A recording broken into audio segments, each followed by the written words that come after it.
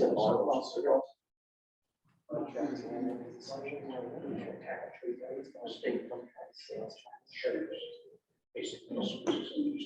activities for some reason.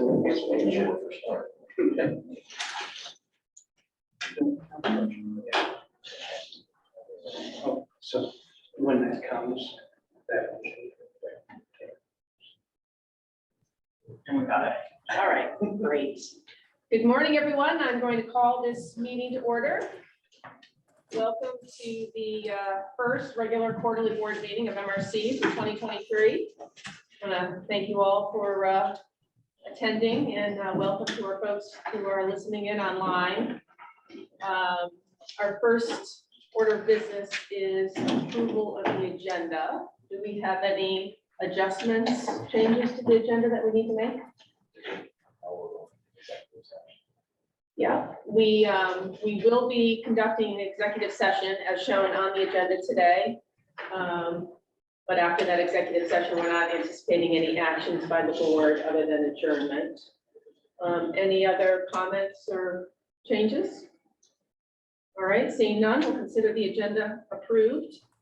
And we'll roll right into consideration of the minutes of the October 26, 2022 quarterly meeting, the November 4th, November 9th, November 23rd, November 29th, December 19th, 2022 special meetings, and the December 14th, 2022 annual meeting.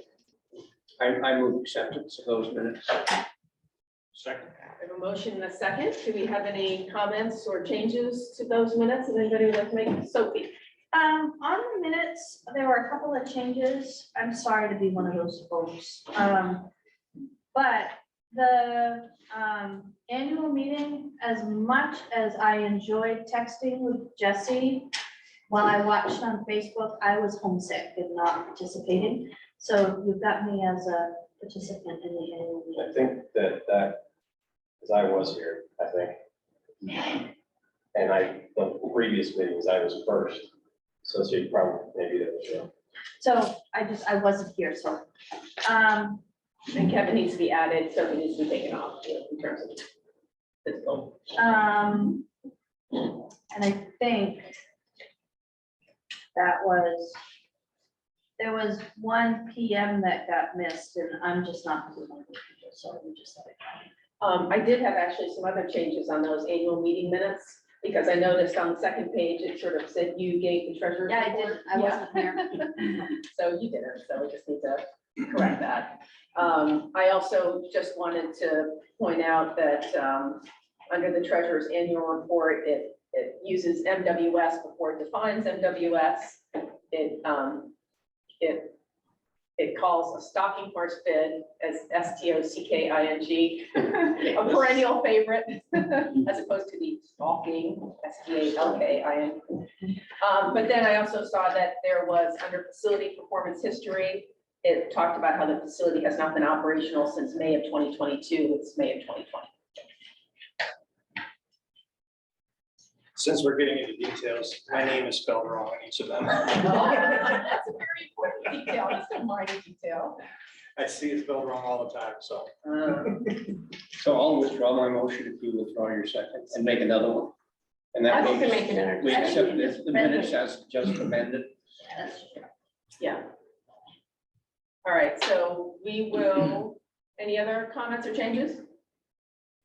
Okay, so all in favor of approving the minutes as amended? Unanimous? Thank you. Yes. Yes, that's just a long list of corrections. So at this time, I would like to formally welcome Ella Bowman to the board and to the table, and thank you for joining us in person today. We really appreciate it. It's great to have you here. Many of you remember Ella was on the board previously back in 20, I don't even remember when it was, but it was Before COVID. yeah.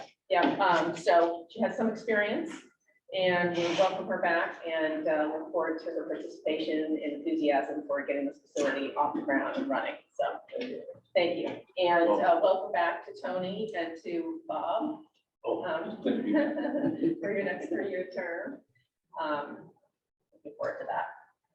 Okay, so as this is the first quarterly board meeting of the year, this is when we elect officers and talk about committee assignments. So next up is election of officers, those are the positions of president, vice president, and treasurer.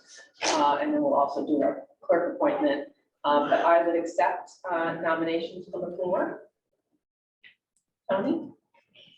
I'm currently the vice president, well, it expired, but I make a suggestion, and recommendation that we appoint Aaron Tyree as the new vice president. All right, we have a motion and a second for vice president. All in favor?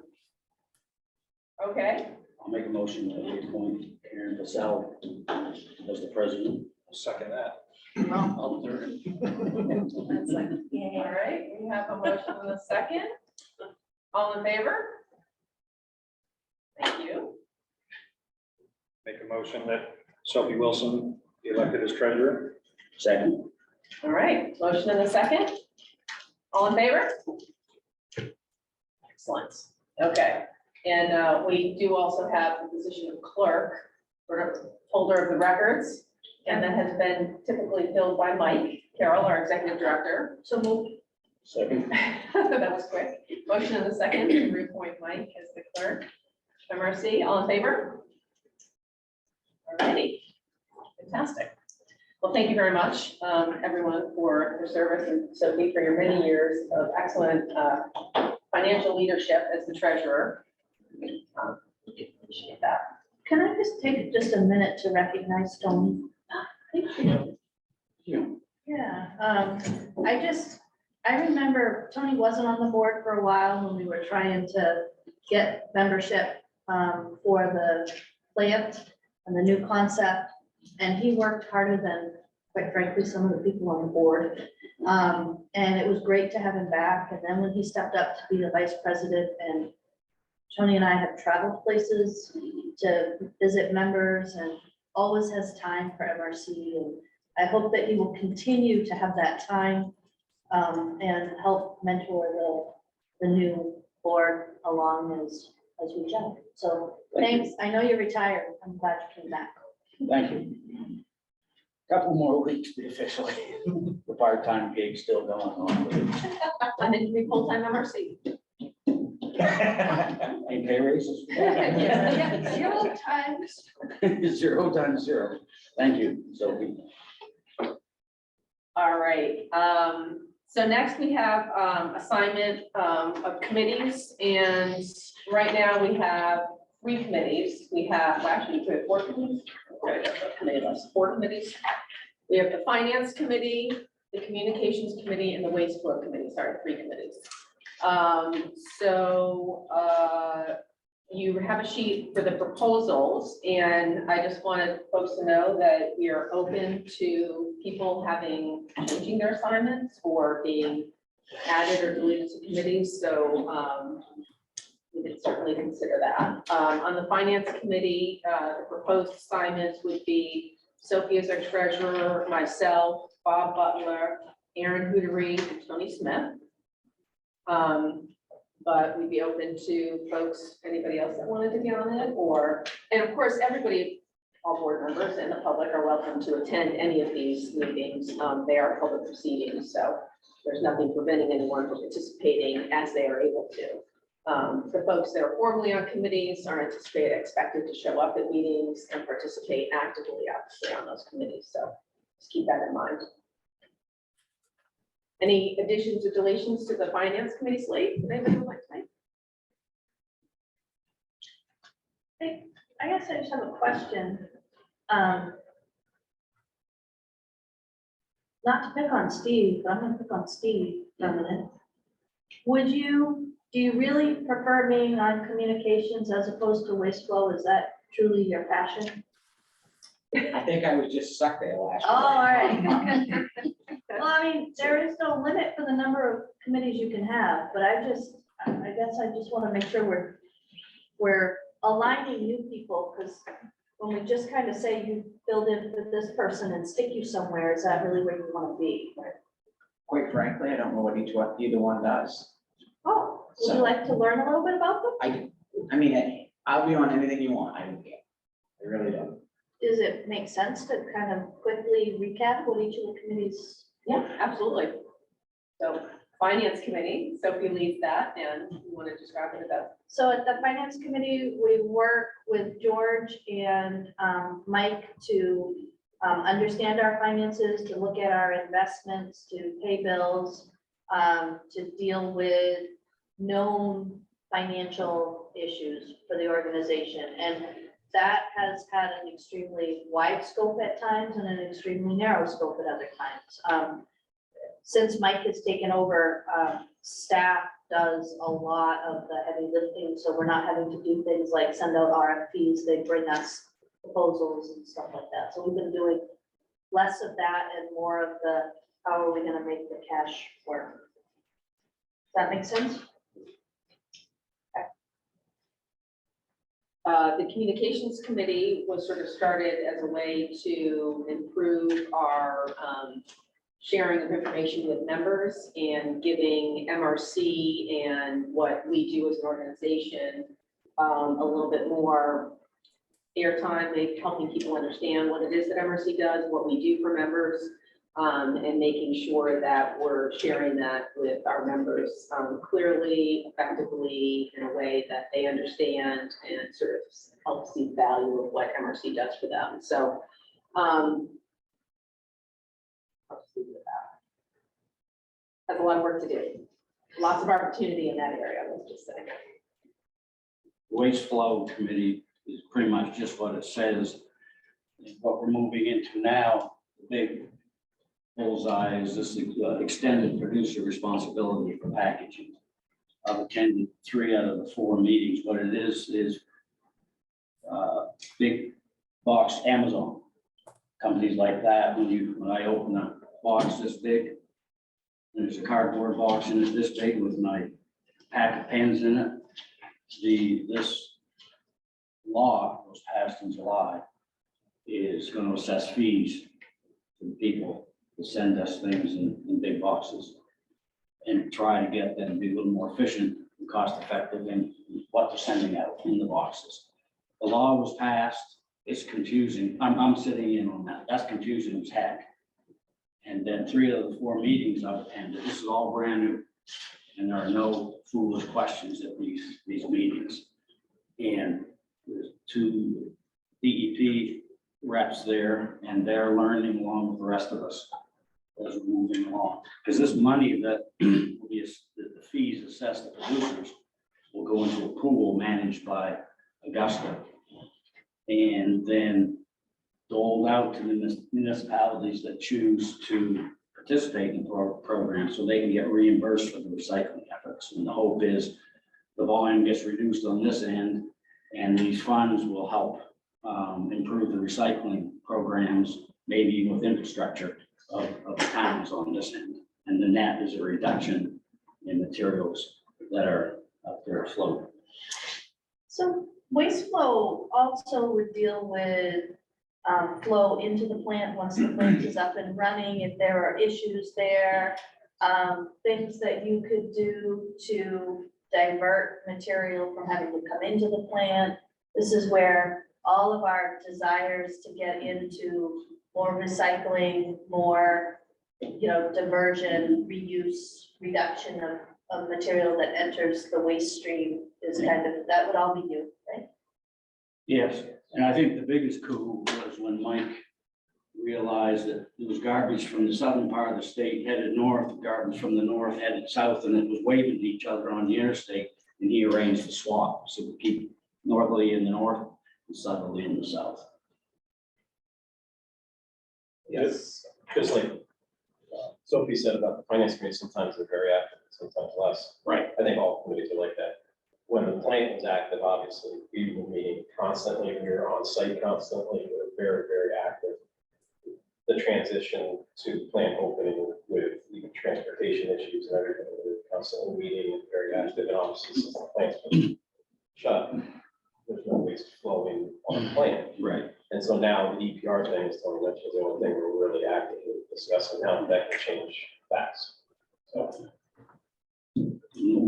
Nobody knows exactly how it's gonna work. We're in the rule-making phase, and I've never been involved with this before. And it's interesting. Everybody's learning that's in attendance. So hopefully we can get some more committee meetings in. It is like Kevin said, the finance committee is fairly active because there's usually stuff going on there, but, the other committees, we haven't had a chance to meet just because, the focus has been on getting. So we'll try to get some more meetings, in and start working on some of the waste flow issues, like what we just talked about. With, commercials.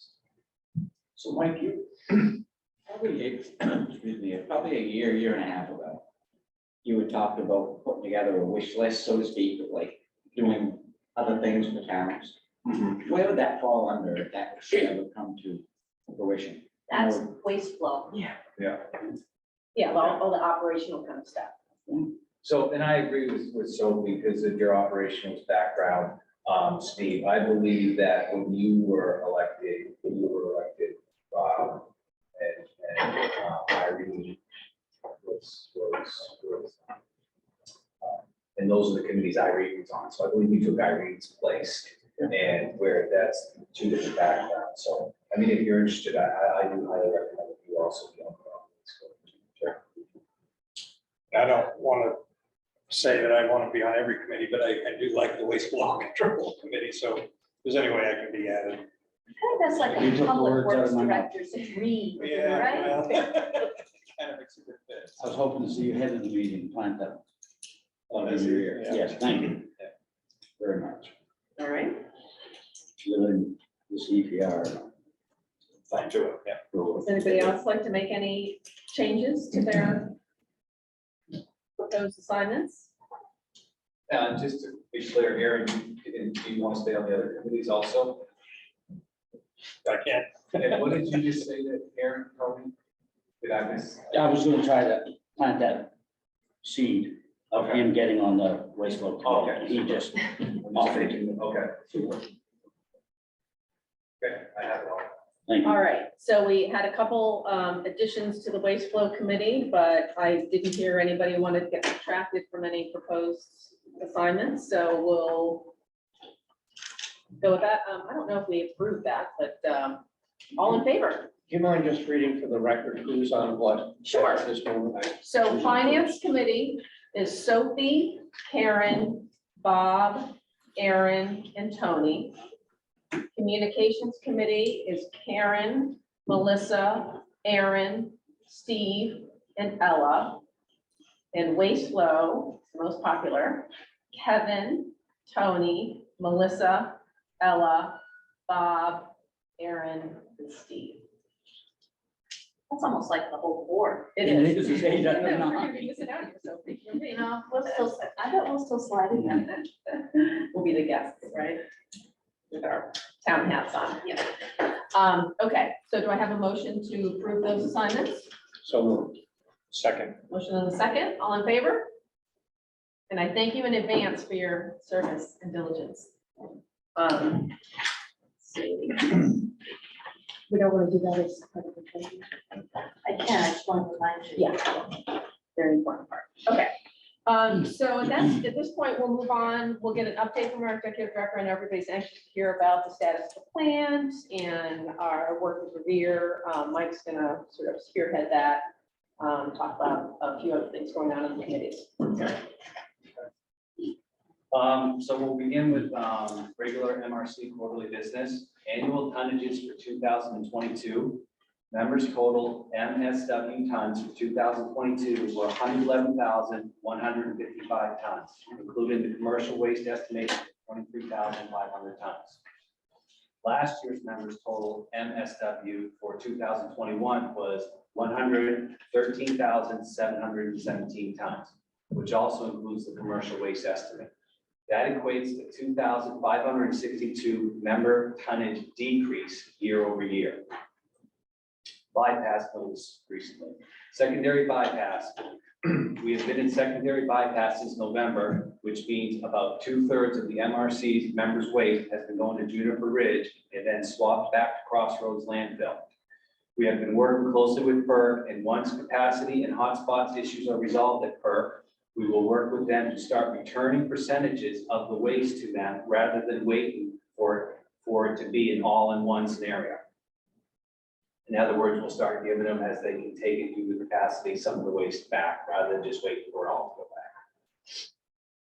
MRC's annual CPI adjustment went into effect on January 1st, 2023. Under the Master Waste Supply Agreement, Section 5.1I, the tipping fee is subject to an adjustment each January 1. The Consumer Price Index published by the U.S. Bureau of Labor Statistics, BLS, announced the CPI value on December 13th, which is used to escalate the tipping fee for the calendar year of 2023.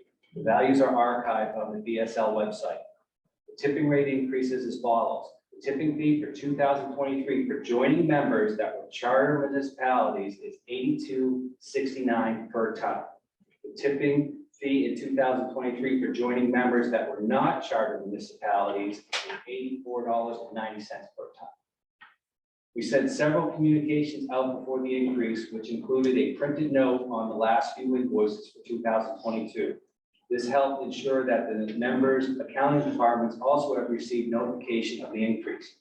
Many members have already contacted MRC to review their 2022 volumes and for us to provide information for their 2023 disposal budgets. So far, everything has gone seamless with the annual CPI implication. While discussing members' waste budgets, I want to remind all members that the rebates/member distributions ended on October 31st, 2022. These final distribution checks were sent out and will be sent out in the next few weeks. MRC has completed their contract obligation to its members on the quarterly distributions at this time. The Municipal Solid Waste Generation and Disposal Report from DEP. The Maine Department of Environmental Protection released the 2020 and 2021 Municipal Solid Waste Generation and Disposal Report to legislators last month. The report submitted to the Joint Standing Committee on Environmental and Natural Resources and reviews Maine's solid waste and recycling landscape. We encourage all members to review the report on DEP's website. Recycling rate and disposal capacities are some of the more significant points that MRC and the Hampton Facility Municipal Waste Solutions, MWS, focused on. Predictably, Maine did not meet its goal of the 50% recycling rate for 2020 and 2021, reaching 34% and 33.7% respectively. The 50% goal was set for the state in the late 80s, early 90s. This report highlights the many factors that affect the recycling rate, including global recycling and commodity prices. The report highlights there is only enough landfill disposal capacity for the next 5 years at Maine's current MSW generation rates. Although MRC members are only 11% of the annual average of 921,739 tons of MSW generated in Maine, the report confirms the importance of reopening MWS in Hampton. Reuse materials coming from the Hampton facility, such as pulp, which is about 30% recovery rate from the total MSW processed at the facility, would help move the needle closer to the state's goal. Moving this number to meet the main goal is why MRC is focused on reopening MWS and ensuring that it is fully operational, thus reducing the reliance of landfills for all disposal. Update on MRC's partnership with Revere Capital Advisors. We continue to work with Revere Capital Advisors. MRC has completed and filed all required paperwork with the Maine DEP for a global transfer of all the MSW processing permits to the new identity MWS as of January to MWS. As of January 10th, we filed the final document with DEP to transfer all these permits. DEP is currently reviewing the request, and we expect to see a draft transfer permit any day now. Everything seems to be going well, and it is just going through the process at DEP. Once the global permit transfer takes place, we believe Revere would have the comfort level, along with the minor language revision to the beneficial use permit, to cross the finish line and close the deal with MRC for MWS. Revere, along with their council and environment consultant, have been working with Maine DEP to ensure they understand the permits, requirements, and that there is a clear path forward to meeting the conditions. The above steps are essential to complete. Revere lenders / investors must ensure that they have all the boxes checked before financing the facility purchase, such as valid permits in the new owner's name. MRC has received $400,000 in deposits over the last 4 months from Revere for exclusivity rights in the sale process, which is non-refundable. That shows us that Revere has real skin in the game and will continue working diligently to complete the deal. That's all I have. Does the board have any questions on that report before we jump into other committees? Just before we do this, just a reminder for people to speak up and try to speak to the owl. Did I not? It wasn't just you. Ellen? Thank you. Like, why are we losing tonnage? Why did we go from 115,000 to 111? Are we losing customers or? No, we're not. It's just more recycling. Yeah, more recycling.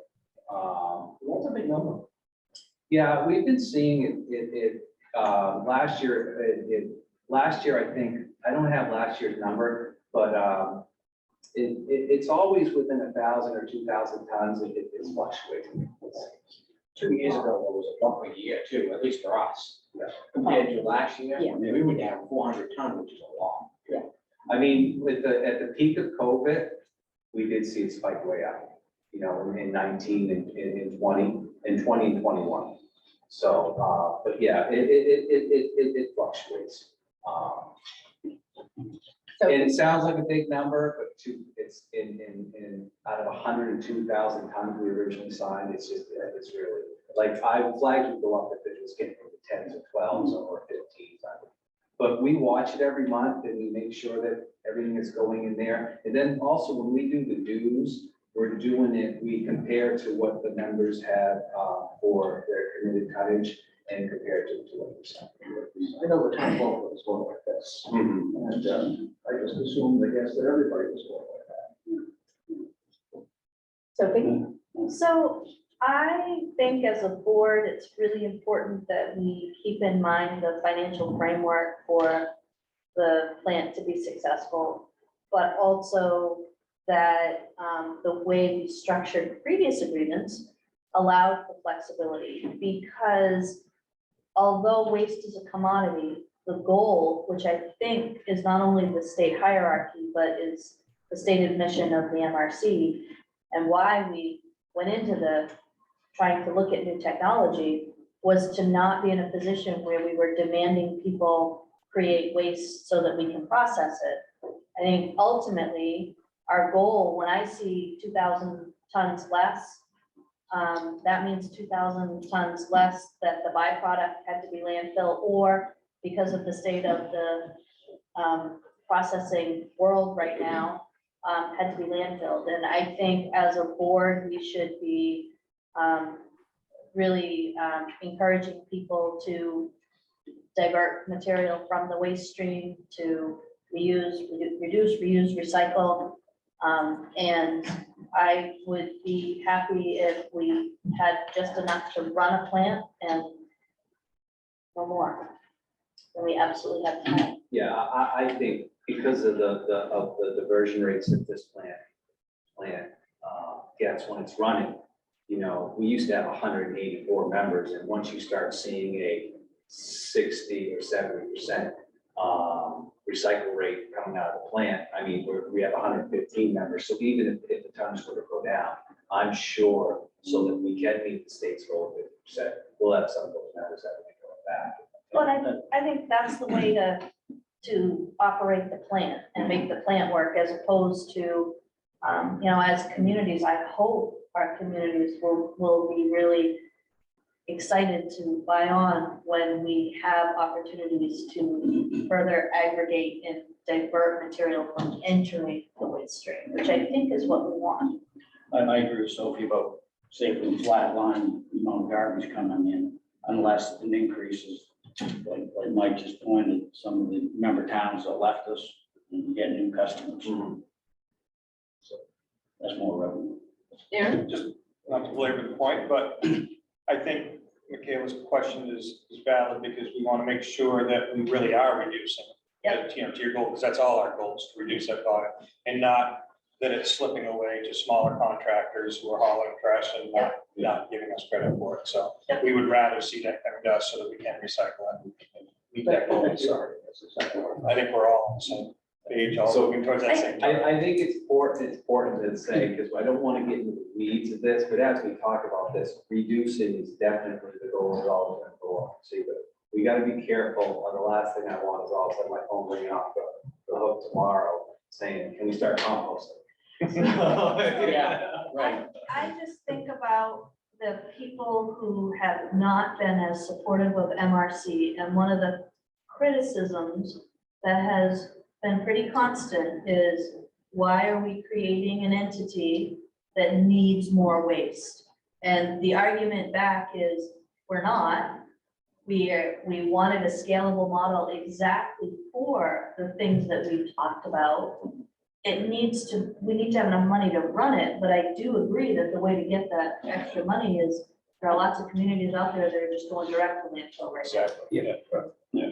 I mean, the MRC's goal at the end of the day, I'm like underlining, highlighting, exclamation point, is to divert as much material from the waste stream to process what we can and get the most value added, usable products out of it. And then whatever is left that cannot be processed would then have to go. And I would just add, not to beat a dead horse, that it is about the diversion rate.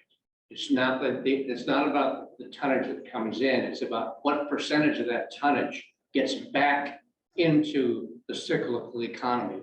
And that's what the focus is now. That's what the federal government wants us to do. Maine doesn't talk about that very much. It doesn't talk about repurposing as much as it should. It's not even in the hierarchy. Recycling is not repurposing. So what this plan does is repurpose the stuff. And as long as we're focusing on this, I can't see anybody arguing about how much comes in. It's more about what goes out and in what form. That's really what it's about. Kevin? One of the things, there was a couple of statistics on that DEP that you pulled out from DEP. One is, did I hear you right, that the state right now they're stating that 34% is being diverted? So they are stating in 2020, they had 34% recycled. In 2021, they had 33.7% towards their 50% goal. That seems high. Because you're not recycling, right? I'm not recycling. I mean, when we, out of our 115 towns, you're still recycling, right? Or it's doing it for all. That's right. So thank you for that. So my rate was 11%. It just seems so high when there's so much volume that is zero So. and the plant's closed. Right. Remember, numbers would be coming from down there's, you have the recycling center in South Portland, you have the recycling center in Lewiston. So those are large facilities. So this is across the state. And isn't that number like all waste? It's not just MSW, it's all waste. So Yes, it's it includes CDD, wood it's waste. Yeah. brush, it's everything. So all the CDD that gets Yeah. recycled or whatever, and the brush that gets. In your math, we get a 0.5% to the bottom bill. When we Yeah. just fill out the forms every second year. And that comes from those forms that were submitted, as we're looking at that. So I don't doubt it. It just seemed high because of the changes that recently. The 921,739 tons is only MSW. That number is only. My second point is, did you say they anticipate 5 years remaining on the capacity of our existing landfills? Right now, based on the data of what was going into the landfills in 2020 and 2021, they predict 5 years capacity. Now, in 2021, in the start of 2022, there was a lot of bypass going on, a lot more bypass than just us from other facilities that were struggling, whether they had shut down for maintenance and trying to get parts through the supply and demand, from COVID and those type of things. PERC had shut down a lot longer than expected to, trying to get parts back in April, I believe that was April. 2021. So there was a lot of bypass going on. So that seems to me like a concerning timeline, right? For even us, because we still have to send 50 to 40 to 30% of a lot of trash to those landfills. Do you have any internal knowledge, or do we as a board of what the plan is? Because they have to expand. Is there what site locations or expansions of existing locations? I mean, how far of a line is that 5 years? Because that just seems concerning. That's design. I mean, that's a design line. And, you know, I guess I would defer to people who know more than I do, but just from George knows more than I do. George. So a couple of things. I mean, DP typically looks at permitted capacity. So that if there's physical capacity that's unpermitted but adjacent to existing sites, that's typically not included in the inventory. Now, getting a permit is not an easy task, nor is building out a landfill. But for example, if there's land adjacent to the waste management site in Norwich Walk that hasn't been permitted, but is planned to be permitted, it's not going to be in that calculation. So I think, you know, you're absolutely right. 5 years is a very concerning number. It's a very short time. It's yesterday in the world of solid waste. But I mean, if you want to look into that, and it's probably worthwhile exercise, it goes, now you start thinking site by site, what is available but not yet permitted, what would need to be developed, and what would that look like? There's also the state site at Carpenter Ridge, which may or may not be developed at some future point, but they own the land. There are a few other sites that might be developed. So I guess my response is that the 5 years on itself is kind of an index of a whole more complicated situation where there are a couple of paths where one state might go, but it is a small number. I guess a better question would be 10 years ago or 5, is that a rolling number? Is that a moving goal line, a consistent moving goal line? I would say that, I've been working for the MRC for 30 years and it's always 5 years capacity. So well, that's probably it. On the other hand, I think, it is legitimately true that the opportunities now for expanding, say, Juniper Ridge or even Crossroads are much more challenging than they were when the last expansions occurred. So, it's once you get into the issue, it's more complicated, but I completely agree. It's a flag that there's a pending problem that we should all be aware of and understand, it's going to be challenging to manage.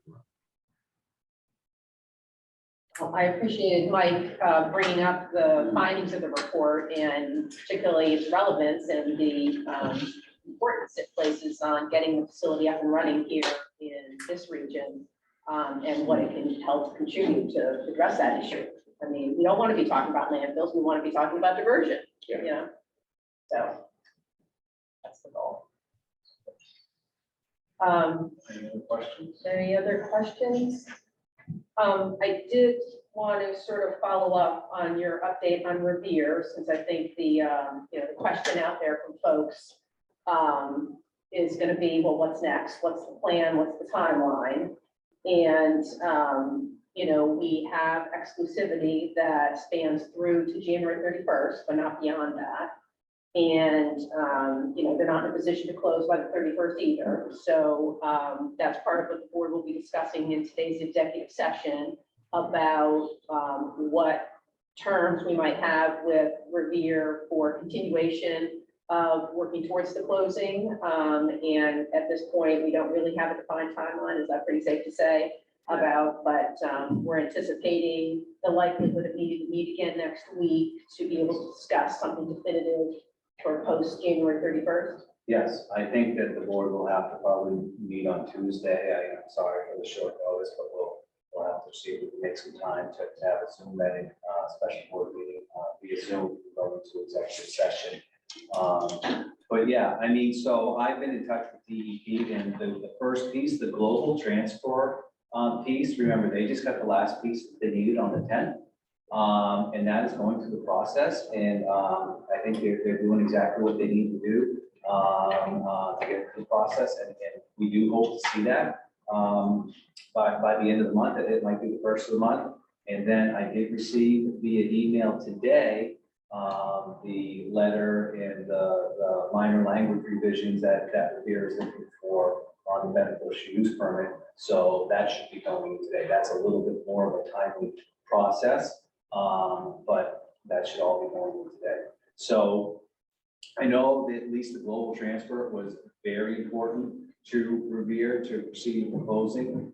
As of yesterday, going through the emails and speaking with them, there's a couple more things on the punch list now that we'll talk about in executive session, but definitely I think we're just going to meet on Tuesday because there's no way there's going to be a closing budget.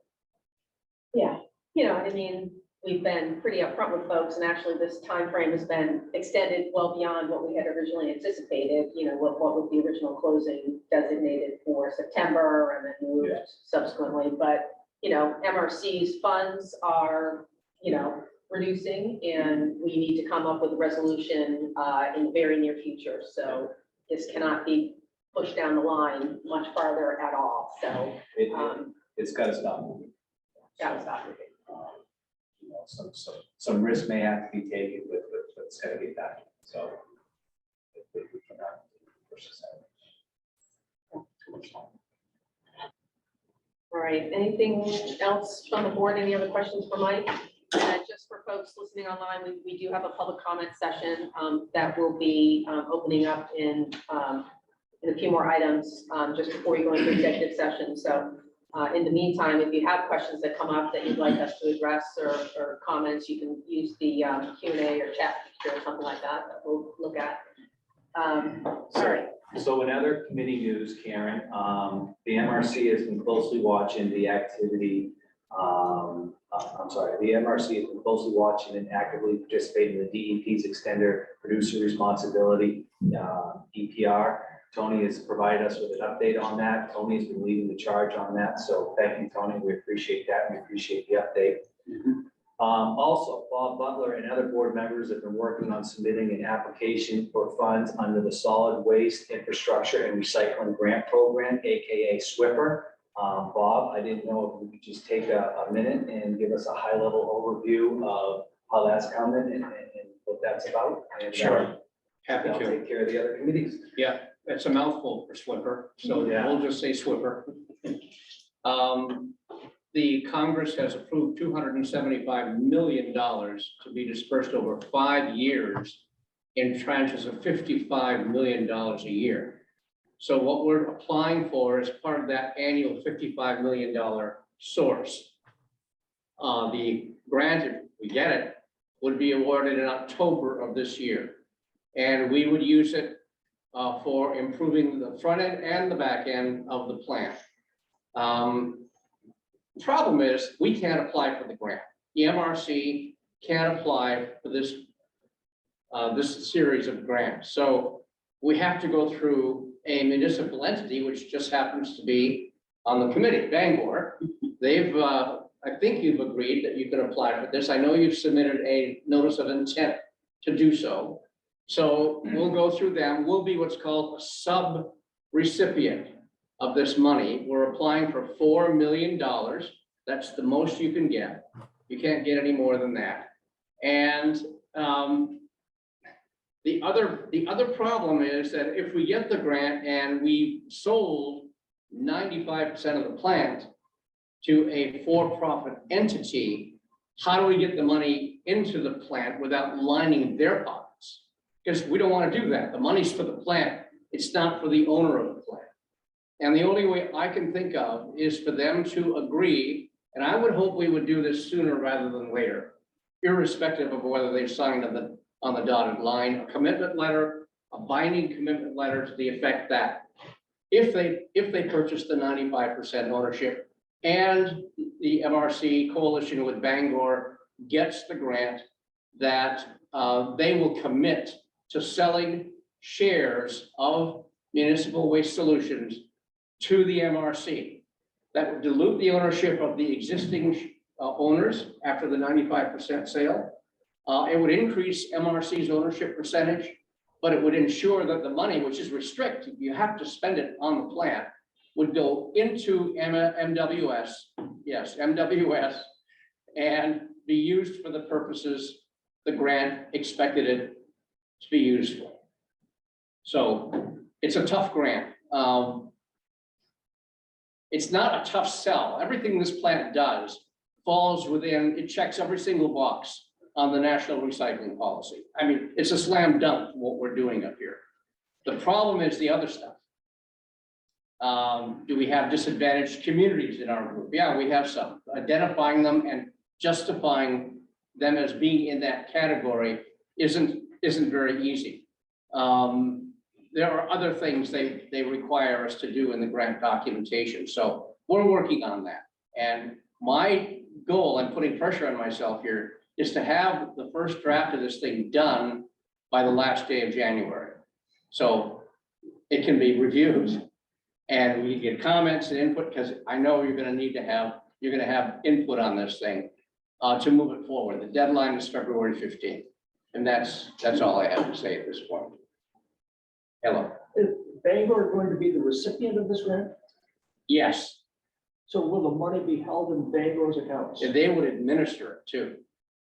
And the council is fine with this? Well, that's why I put my hand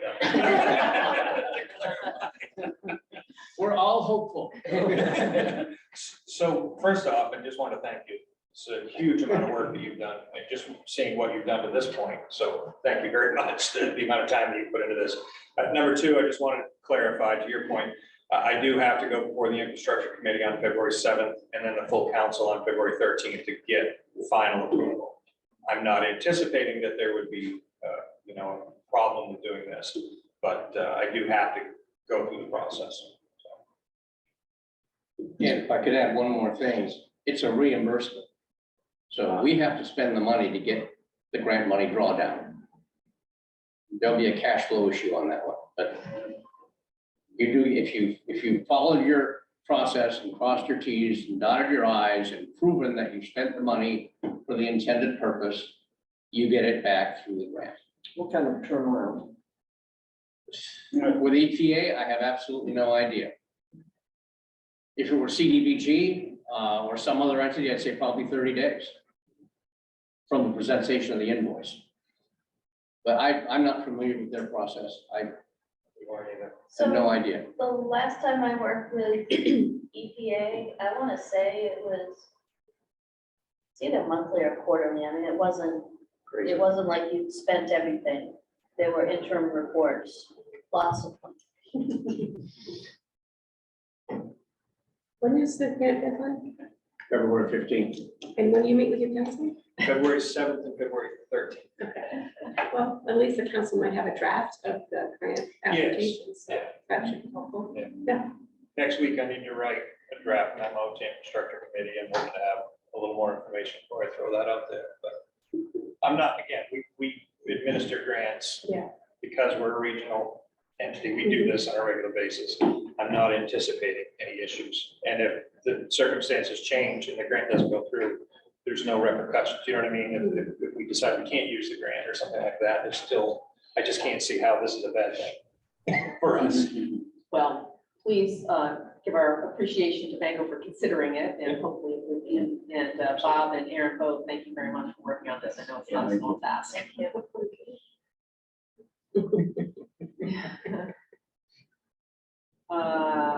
All right, Moving on. great. Yeah, thank you. Okay, so our next item on the agenda is the asset management report. So we'll hear from our technical consultant, George Aronson. Thank you, Karen. Can you hear me? Yes. Okay, great. Just a couple of things on the asset management report. But just, two things that up front that I want to say. First of all, that the MRC has formed a new entity, MWS, Municipal Waste Solutions, to act as the sole purpose entity for owning the plant. last quarter, we had anticipated that by now that entity would have, had an infusion of capital and perhaps different ownership than it does right now. That didn't happen. So the asset management letter still presents consolidated results for the MRC, including its position in MWS. Perhaps next quarter, we'll have to split out the position of MWS versus the position of MRC. At this point, since MRC is the 100% owner of MWS, we're not doing that yet. We internally, the accounting is there for the trace, what assets and liabilities would be allocated to which entity. But keep things simple. It's a single owned entity. So at this point, I'm not addressing that difference yet until we know what the basis for any allocation would be. So I just wanted to be clear about that up front. We're looking at MRC financials, including its position in MWS. I think there's a valuation on the balance sheet of the position of the MWS in terms of certain types of spending that are capital spending that are capitalized and shown there. But other than that, these are MRC financial. Okay, the second part, which is that, we do try to adhere to GAAP, and I put this out there in that as the MRC's cash position gets, I'll use the word tighter, we have to pay a little bit more attention to payables in particular and receivables than perhaps we did when there was more margin for management. And in particular, when we look at payables, there's always a lag between the time that waste is delivered to a bypass facility, the time that invoice comes out, and when it's received, and then when it's actually paid. I think we've taken some care. I think we got this from our auditor last time we were audited, to look at as part of the payables, not only the waste that's been invoiced for the invoice haven't been paid yet, but also waste that was received at the bypass disposal facilities, even if an invoice has not yet been generated. Because once the waste truck, once the waste is delivered by truck, the MRCs own the money. And even if the invoice hasn't shown up, that ought to be shown as a payable on the MRC book. So I think we've been taking some care to do that. Just because as we get a little tighter, we need to have a better understanding of what actually is payable as of the date. And we've seen payables go up a little bit. That's one of the reasons we're paying a lot of attention to that point. Uninvoiced payables that are expenses that will need to be paid. I think that's one. The other thing is that to the extent that there are, I'll say, not obligations, but payment, but might be required in respect to MWS for which there is no legal obligation, they're not shown on the MRC books. We're showing liens because there are lien agreements. We're showing other things for which there are agreements or commercial understandings, but to the extent, there's a term sheet that hasn't been signed or an arrangement that hasn't been made formalized, that's not shown on the books. Now, there may be things that the MRC wants to invest in, but until it shows up as something formal, it's not recognized, certainly on the revenue side. And part of that is that, for example, the MRC actually received a cash grant in, I think it was October, and I've just segregated that as an item, and instead of lumping it in with general account balances, just so we know where all those things are when certain of the arrangements aren't yet in place to know how they should be treated.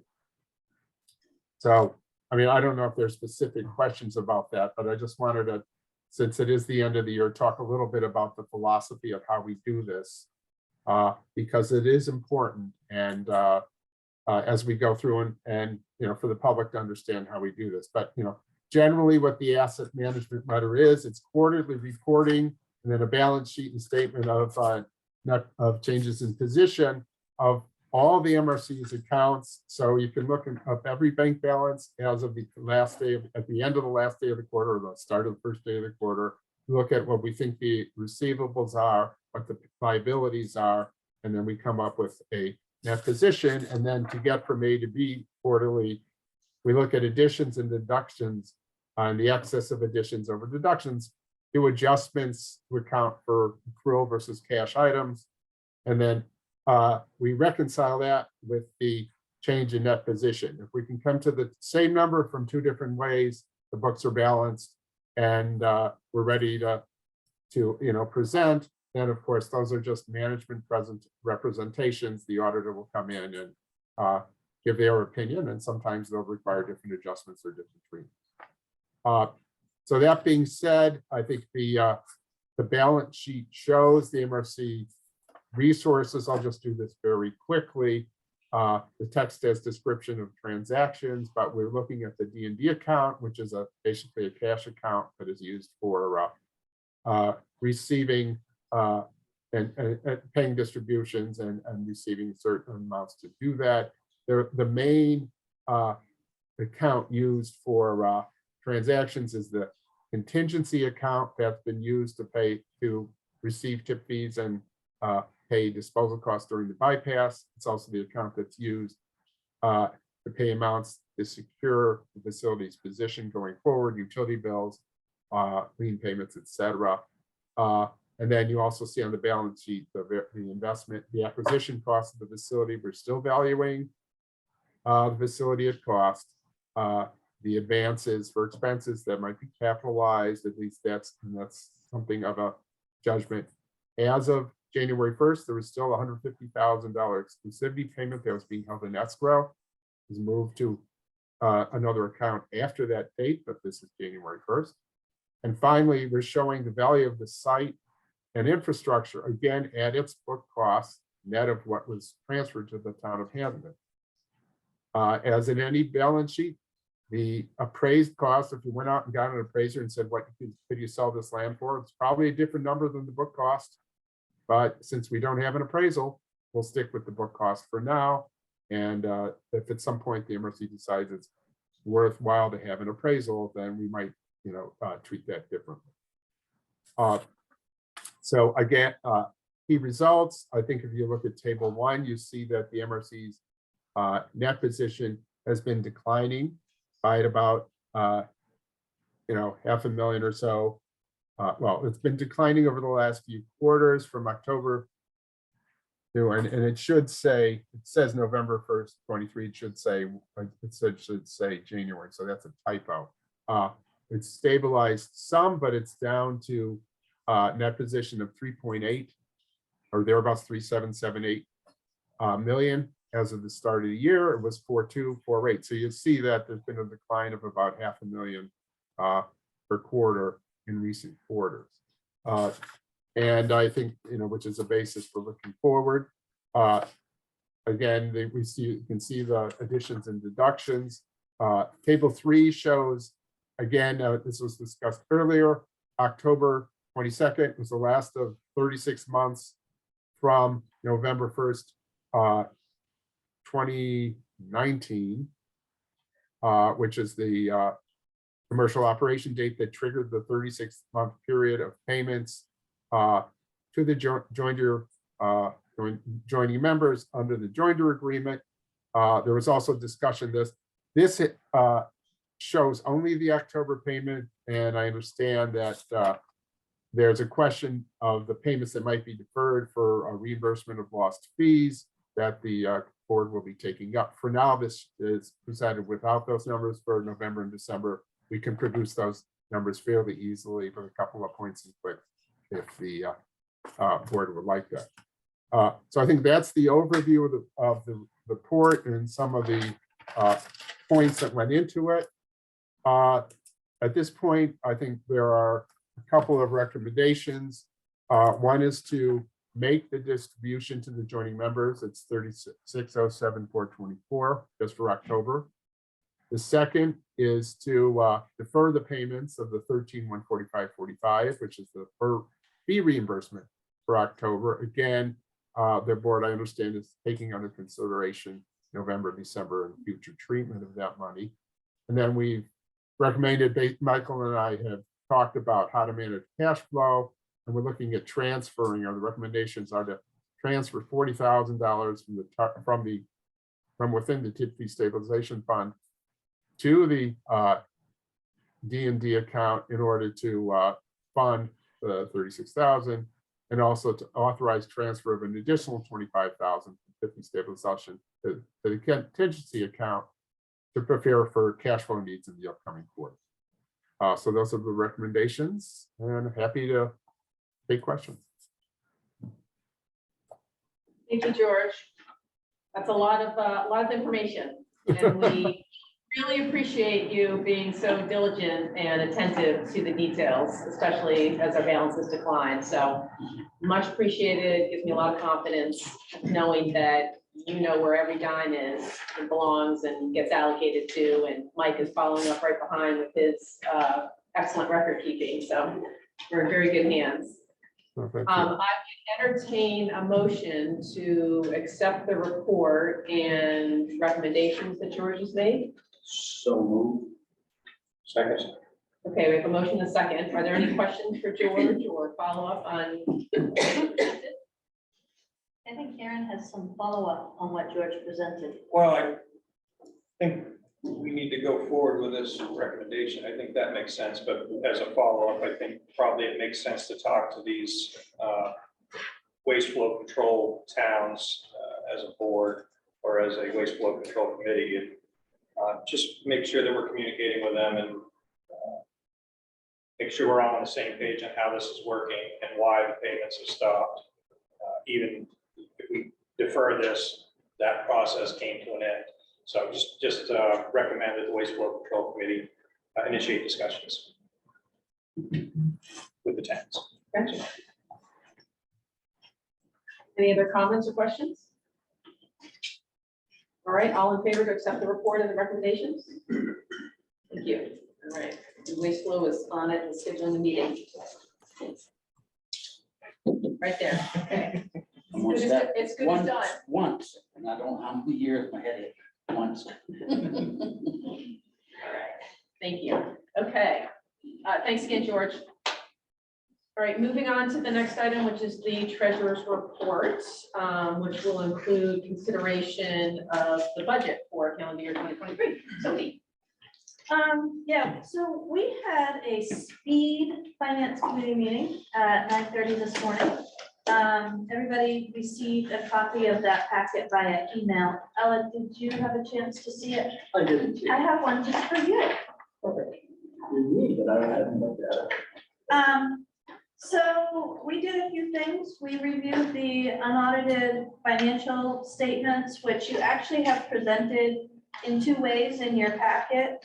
The first is directly from the bookkeeper, because you should always see an unadjusted, unmanipulated financial report.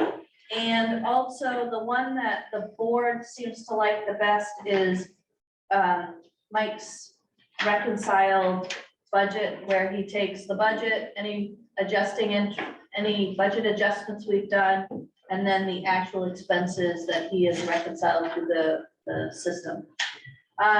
When we look at the year end, we started FY 22, which would be January 1, 2022, with $136,000 in the operating checking account.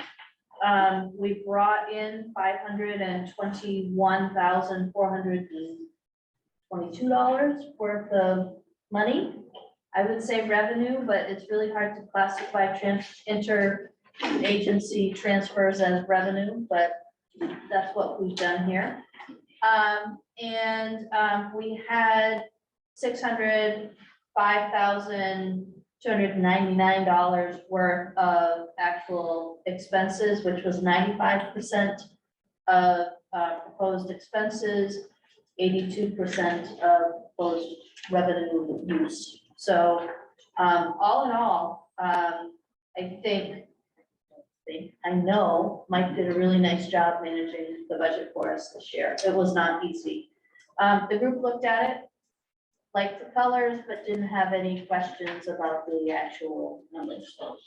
So I thought I'd just run through everything, and if people didn't have issues, you could just do one vote and then we do the budget. Then a second vote. We also reviewed the accounts payable. These are for December and January. There are some payments for January, but most are for December for work that was done in December. Mike has, and our consultants have done a really nice job actually billing us on time, which helps with cash flow. We like that. We have nothing out of the ordinary. It is payroll expenses, insurance expenses, the consulting fees that we normally have, rent, and Mike has been doing a considerable amount of travel.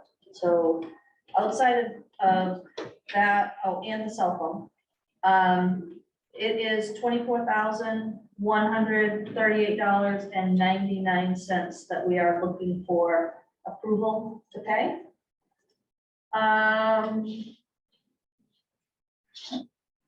I guess we should stop there. Oh, the other just update would be, we did look at our investments. It's harder to really want to get creative when you have a smaller amount in the bank.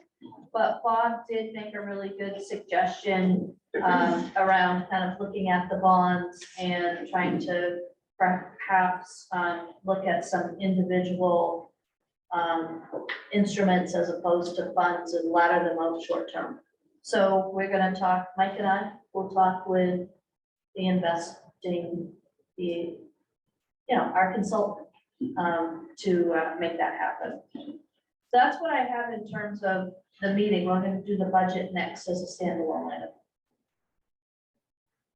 All right, do we have a motion to accept the treasurer's report and unaudited financials and the payables?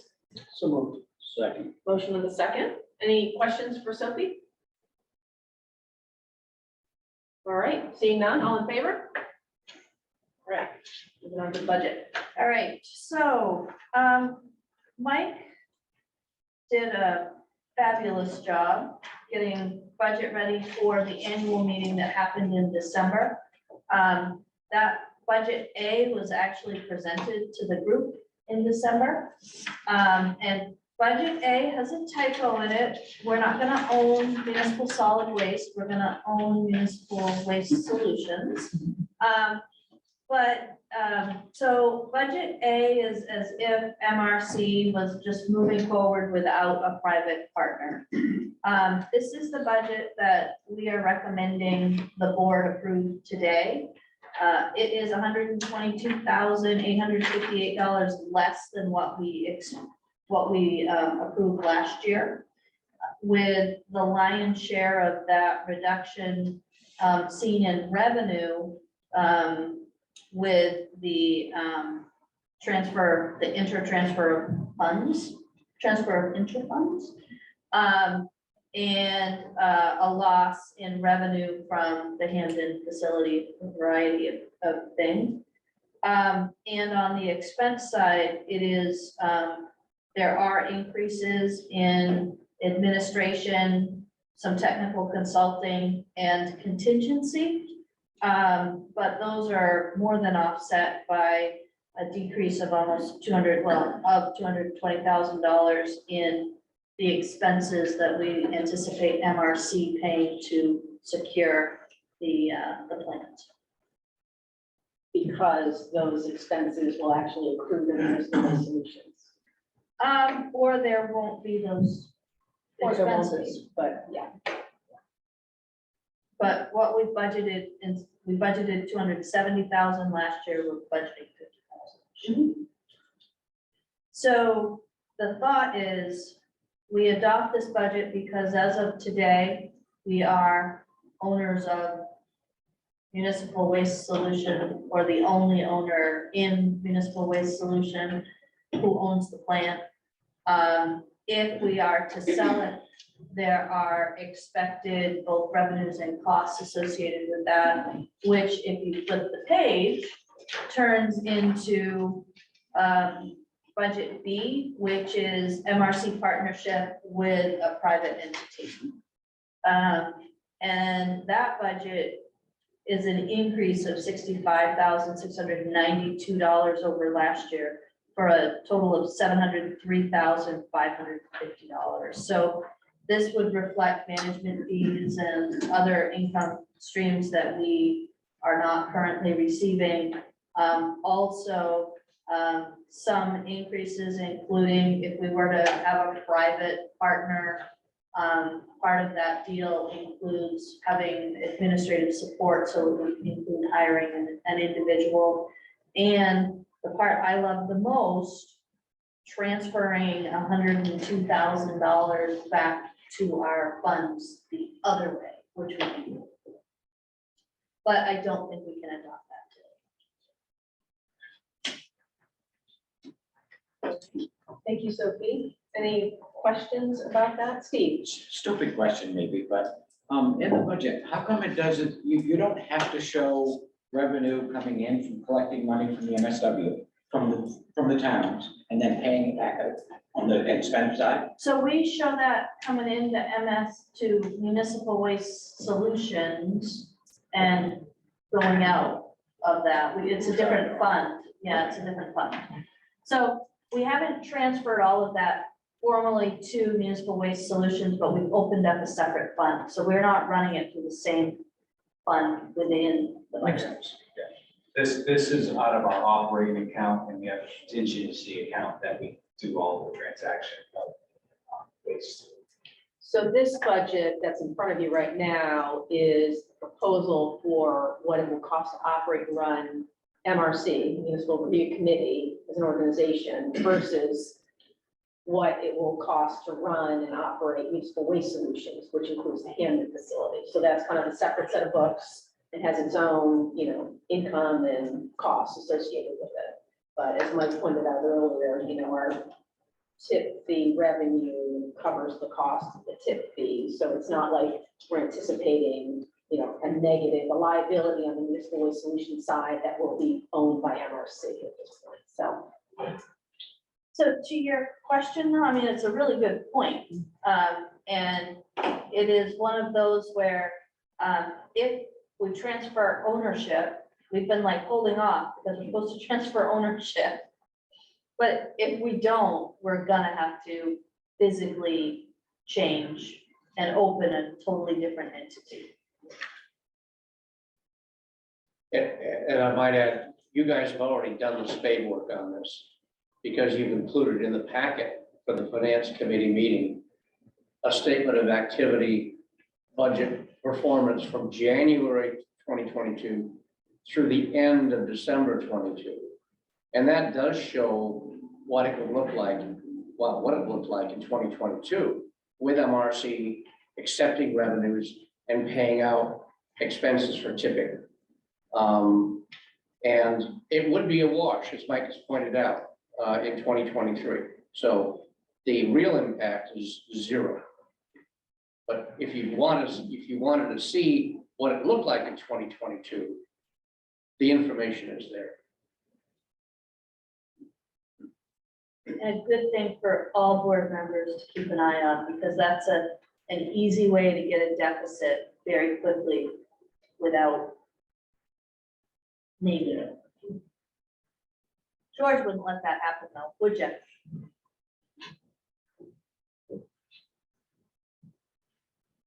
All right, any other questions or comments? Okay, so the proposal is to adopt Budget A. And I would accept a motion. So moved.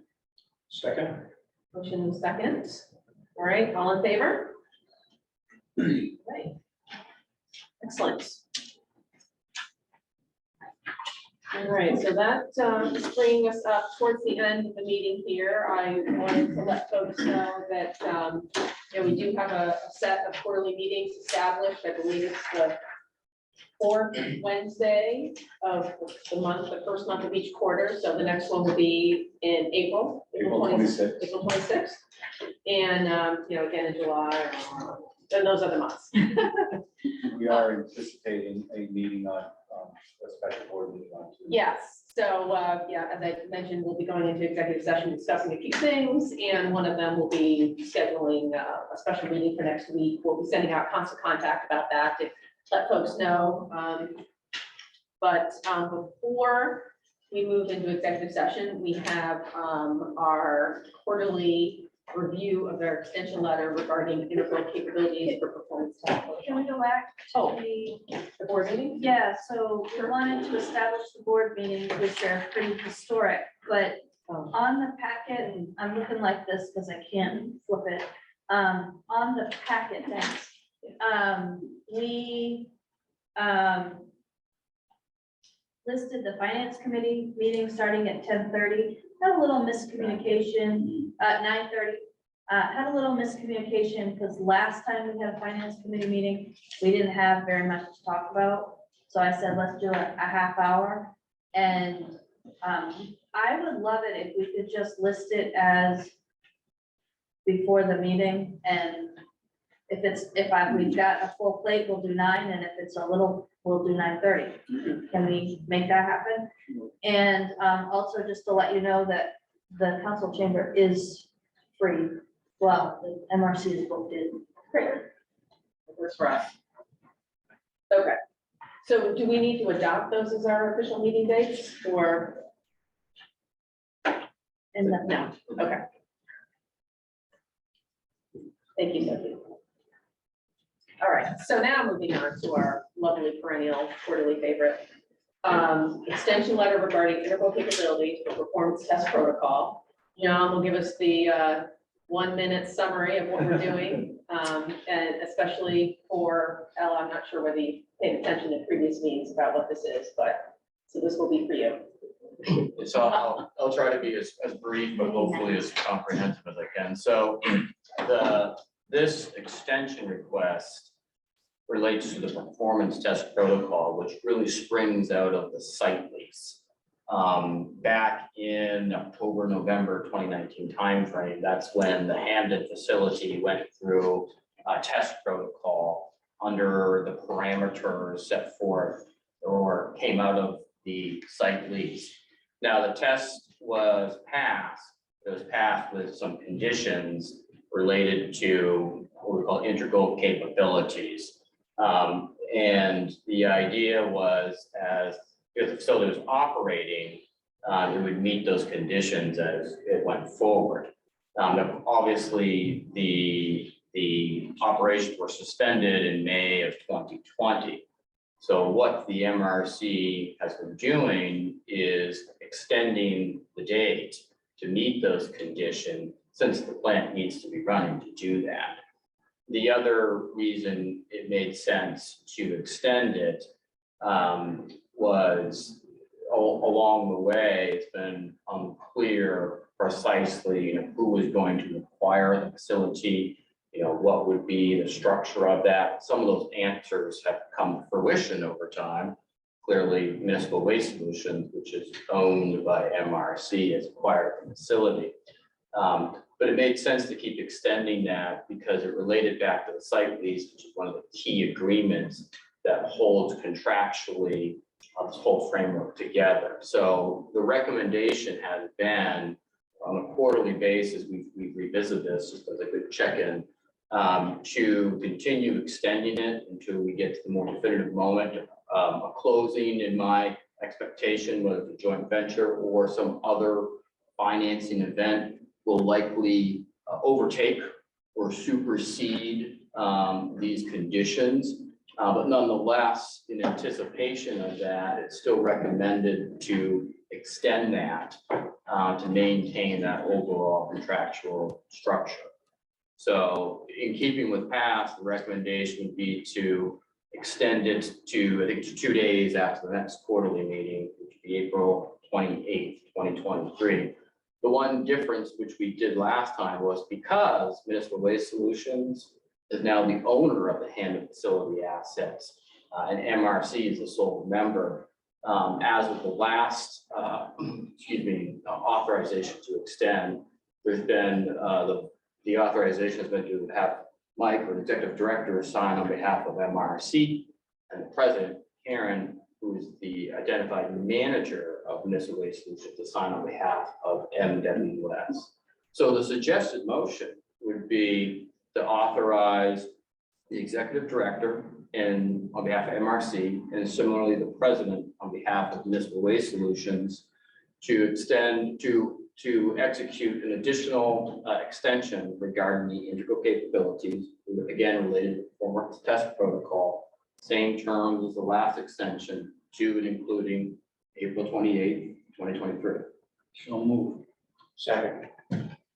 Okay. Motion and second. Any questions for John or comments? All right, all in favor? Excellent. Thanks, John. Appreciate that. Make it understandable. Yes, thank you. I was gonna repeat it, but you did it really well. Okay, all right, well, we've gotten to the point in the meeting where we will take public comments. I don't know if we've got folks out there still participating, listening, but if you have a comment, you can put it in the chat or the Q&A, or you can raise your hand and we can bring you in for a verbal comment. This just goes back, just from, these are on Facebook from Allison McKellar, who I believe is a town councilor in Camden. She said, nicely stated, Sophie. That was related to some of these version stuff. And then there are a lot of people who are convinced that MRC was going to actively stand in the way of food waste separation programs. So the way that MRC talks about these things matters in terms of generating public trust. And about the recycling rate. It's also CBD, look at Florida's recycling rates, exclamation point. Can I respond to that just a little bit? Sure. You know, I understand where people in the public are, and this is a steady stream. We've heard this, like, do something different with the plant. Bring something different in, allow us to do things that people agreed not to do so that we could make the plant win, better. We don't live in a world where everything that is ideal can happen like that. And the MRC has invested incredible resources, quite frankly, almost all of our resources in getting us this far, which works. We know it works. It's proven that it works. We don't have the resources to do more at this moment. We have a lot of desire. We have a lot of plans, but at this moment in time, the only thing that we can do is work to get the Hamden plant back operating and with a reasonable, defendable diversion rate of 50%, right? That's what we promised people when they signed up for this plan. So while I understand a desire for people to divert food waste, if you paid any attention to this plant and this process, organics are critical to being able to get to the 50% diversion rate. So it is a little frustrating, I will admit, as a volunteer who has sunk hundreds of hours into this process, to have people consistently demand, and with a negative tone, that MRC somehow is missing the mark, when the fact is we built something. What people are suggesting would take millions of further investment that we don't have. And the primary goal at this moment in time needs to be to stop landfilling waste, period, without processing it to some degree. At this point, I think we have to think more about walking up a flight of stairs than trying to run up the side of the mountain. We don't have the resources for it. If somebody can come with a better answer, I got a seat right here that I'm willing to give up if we can move this forward better. But this idea that we should just do something different because it's a great idea and we should, we made choices that lead us down a particular path. We need to stay on that path until that path is not a viable path anymore. I would much rather have a debate with people about whether or not it's a viable path than a completely different path, because that to me is completely unreasonable. So I probably have overstepped, but there's my 2 cents. Well said, so, well said. You know, and I also always go back to this idea that, you know, food waste diversion, organics diversion is not necessarily the gold standard for everybody. It may work and be economical in certain areas of the country and state, but for many of the communities in our region, we're providing them an opportunity to divert organics that they would not otherwise have or be able to afford. And to me, that is incredible value. So I think in my mind, similar to the sentiment I think we felt at the annual meeting, I think we all have similar goals and intents. Our goals are to keep waste out of landfills to the extent possible, and MRC is doing everything it can to contribute towards that and move us higher in the hierarchy. That was well said. All right. No other comments? No other comments? Okay, so with that, we'll be entertaining a motion to go into executive session. I will remind folks that we do not anticipate taking any actions by the board after the executive session other than to adjourn. I anticipate the executive session will last probably about an hour, and we will return to public session to adjourn. Again, we anticipate a special board meeting in the early part of next week. So keep your eye out for constant contact. If you're interested in participating in that, we'll do that as a Zoom virtual meeting.